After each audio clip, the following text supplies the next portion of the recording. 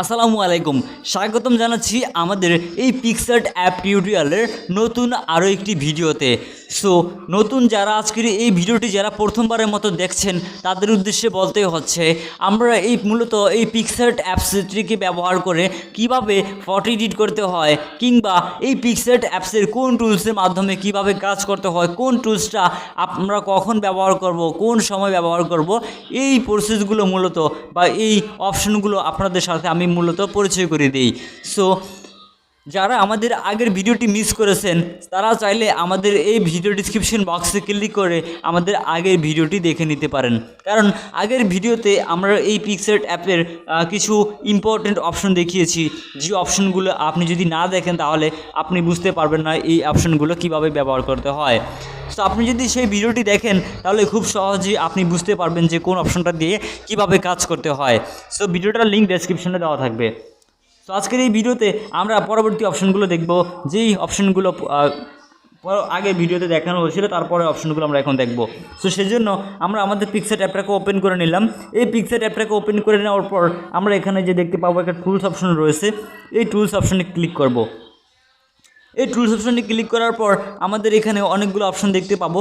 So গত ভিডিওতে আমরা দেখিয়েছি ফ্রি ক্রপ এবং শেপ ক্রপ। সো এখন আমরা দেখব এই যে পাশে দেখতে পাচ্ছি ডিপ্রেশন নামে একটা অপশন রয়েছে। সো আমরা জাস্ট এই ডিপ্রেশন অপশনে ক্লিক করব। এই ডিপ্রেশন অপশনটির উপরে ক্লিক করে দেওয়ার পর আমাদের সামনে আমরা এখানে নিচে দেখতে পাবো একটা ভলিউম অপশন দেখা যাচ্ছে। আমরা জাস্ট এই ভলিউম অপশনে একটা ক্লিক করব। এখানে এই যে ক্লিক করে এখানে দেখতে পাচ্ছেন আমাদের এখানে একটা সাইজ অপশন দেওয়া রয়েছে।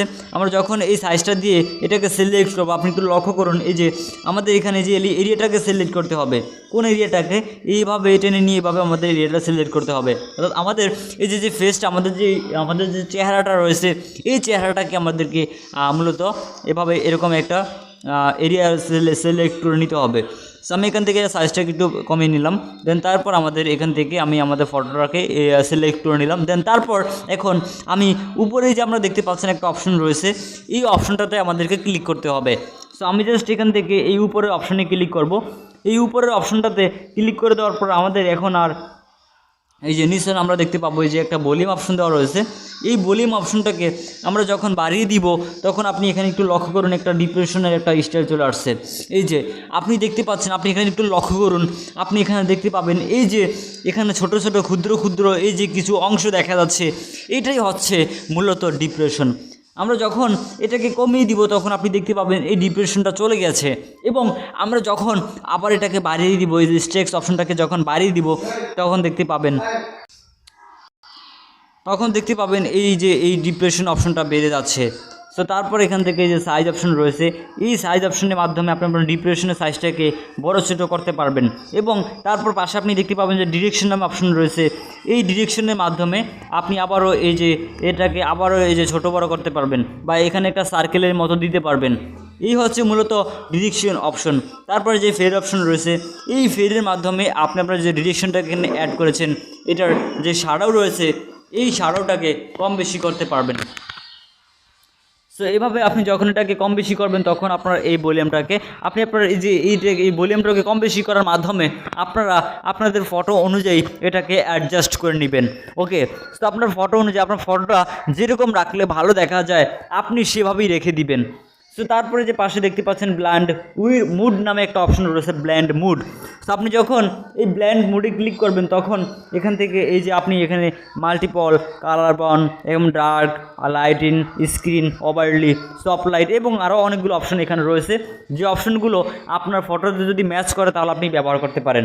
সো আমি এখান থেকে জাস্ট উপরে টিক মার্কে ক্লিক করে এই অপশনগুলোকে সেট করে দিব।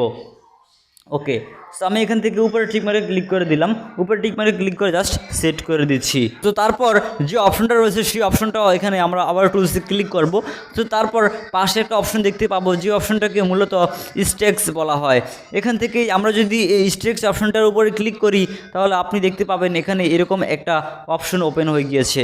তো তারপর এই যে আপনি দেখতে পাচ্ছেন আমরা এই যে স্কেপ অপশনটাকে যখন ব্যবহার করব তখন আমরা এখান থেকে এভাবে আমাদের ফটোতে যে একটা টান দেই, যেমন আমাদের আঙ্গুলে যদি ফটোর উপর নেই তাহলে আপনি দেখতে পাবেন আমাদের ফটোতে একটা স্ট্রেক্স অ্যাড হচ্ছে।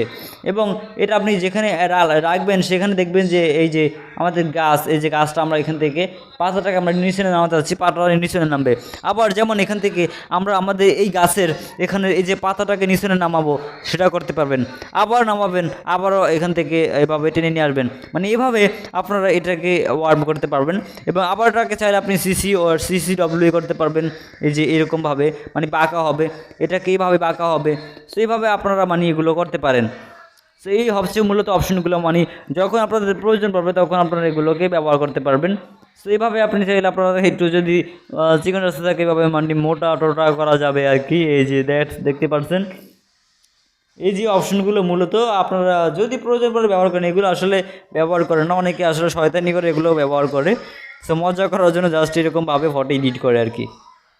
ওকে, সো আমি এগুলোকে জাস্ট ডিলিট করে দিলাম এবং এখানে আপনি অনেকগুলো অপশনই দেখতে পাবেন, যে অপশনগুলোকে মানে প্রত্যেকটা অপশনেই এক এক রকমভাবে কাজ করে, কিন্তু প্রত্যেকটা অপশনেই একই রকম। সো এক একটা মানে এক এক রকম ডিজাইনের ভাবে দেখা যাচ্ছে এই আর কি। সো এই হচ্ছে মূলত এখানের অপশনগুলো। দেন এখান থেকে জাস্ট ব্যাকে চলে আসবো। সো ভিউয়ার্স, আজকের এই ভিডিওটা এই পর্যন্তই। সো আজকের এই ভিডিওটা একটু ছোট হয়ে গিয়েছে। তো আজকের এই ভিডিওতে যে অপশনগুলো দেখিয়েছি, আশা করি আজকের এই ভিডিওতে অপশনগুলো আপনি বুঝতে পেরেছেন।